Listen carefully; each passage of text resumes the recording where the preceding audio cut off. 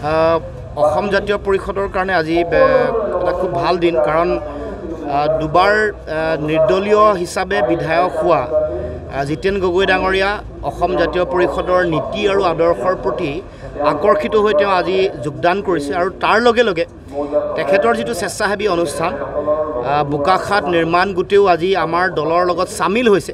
গতিকে মই ভাবোঁ যে এইটো এটা অতি গুৰুত্বপূৰ্ণ আজি দিন আমাৰ কাৰণে। আৰু মই ভাবোঁ যে ২৬ৰ নিৰ্বাচনত বোকাখাত সমষ্টিত আজিৰ দিনটোৰ পৰা ধুমুহা আৰম্ভ হৈছে বা ধুমুহা আৰম্ভ হ'ব।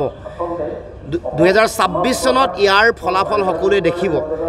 জাতীয়তাবাদৰ চুনামি বোকাখাত সমষ্টিত আহি থাকিব লগা দিনসমূহত অতি শক্তিশালী ৰূপত প্ৰতিফলিত হ'ব।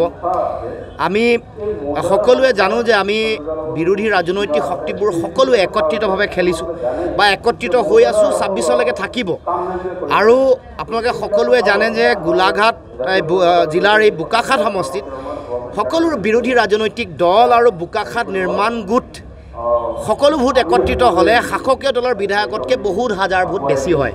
গতিকে এইবাৰ বোকাখাত সমষ্টিত আমাৰ বিৰোধীৰ জয় নিশ্চিত, অসম জাতীয় পৰিষদৰ জয় নিশ্চিত। আৰু আজি এই দিনটোতে আপোনালোকক ঘোষণাও কৰিব খুজিছোঁ, আমি বিৰোধী সকলো ৰাজনৈতিক শক্তি ঐক্যবদ্ধভাৱে বোকাখাতত যুঁজিম আৰু অসম জাতীয় পৰিষদৰ ইয়াত প্ৰাৰ্থী থাকিব।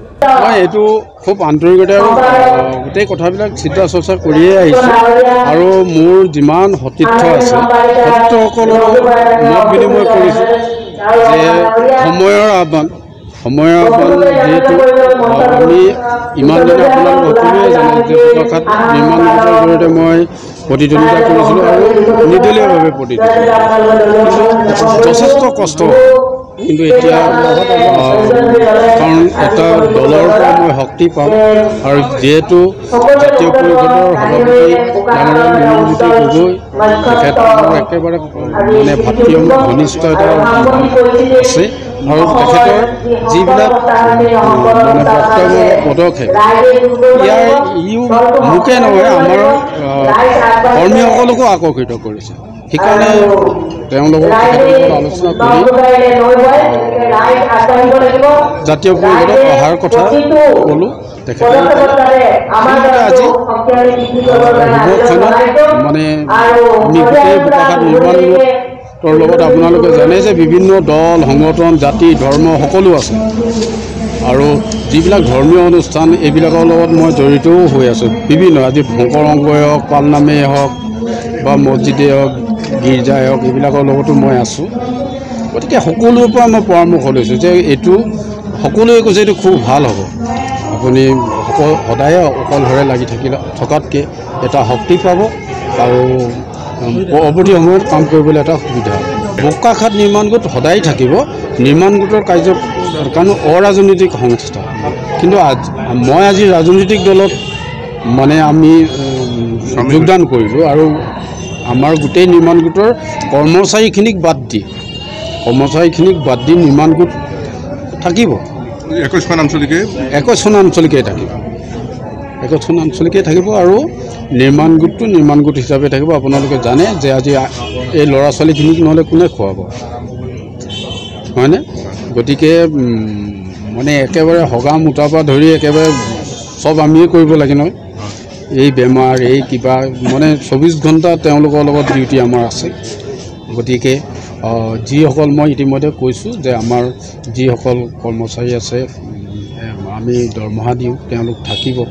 বাকী আমাৰ সম্পাদক সভাপতি হিচাপে পাৰ্ট টাইম আমি কৰি থাকিম যিখিনি কৰিব লাগে। বাকী আৰু জাতীয় পৰিষদৰ ৰাজনৈতিক দল যদি মোৰ মতে অসুবিধা হ'ব নালাগে একো। নিৰ্মাণ গোটৰ এইকেইটা অনুষ্ঠান চলাব লাগিব। সেইটোতো আৰু আপোনালোকেও জানে যে এতিয়া বিৰোধী ঐক্য মঞ্চৰ এটা শক্তি সকলো আজি ধৰি লওকচোন শাসকীয় দলটোত অকল AGP BJP আৰু UPPL আছে। UPPLতো আমাৰ ইয়াত কোনো অস্তিত্ব নাই। UPPLৰ কথা নাই, বড়ো ৰাজনীতিৰ কথা নাই অন্যান্য। গতিকে আমাৰ ইয়াত অকল AGP BJP আছে। আৰু AGP মানে বিধায়কজনে BJPৰ লগত থাকি কি কৰিছে কি নাই কৰা বোকাখাতৰ ৰাইজে জানে, আপোনালোকেও জানে। প্ৰতিটো অঞ্চললৈ যাওঁতে আপোনালোকে নিশ্চয় এইবিলাক প্ৰত্যক্ষ কৰিছে। আৰু শুনিছে, আপোনালোকৰ প্ৰশ্নৰ সন্মুখীনো হৈছে যে অতুল বৰাই কি কৰিছিলে, জিতেন গগৈয়ে কি কৰিছিলে। গতিকে সেই তেনেকুৱা ধৰণৰ কথাবোৰ আছে। গতিকে এতিয়াই মই নকওঁ, মই এইটো কাৰণেই কৈছোঁ যে জাতীয় পৰিষদৰ সংবিধানখন মই সম্পূৰ্ণভাৱে নাজানো। এটা জানো যে জাতীয়তাবাদী দল জাতীয় পৰিষদ আঞ্চলিক এটা সত্তা।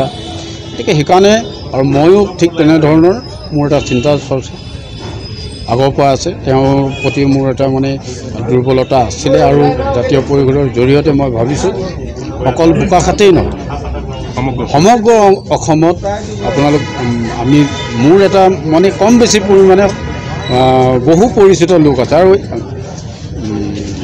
আজি কেইদিনমানৰ আগতে যিহেতু ৰঞ্জিত গগৈ ডাঙৰীয়া আৰু মই বুলিয়ে কৈছোঁ। গতিকে পৰৱৰ্তী সময়ত আকৌ ক'ম, সভাপতি ডাঙৰীয়া আছে কিবা ক'ব।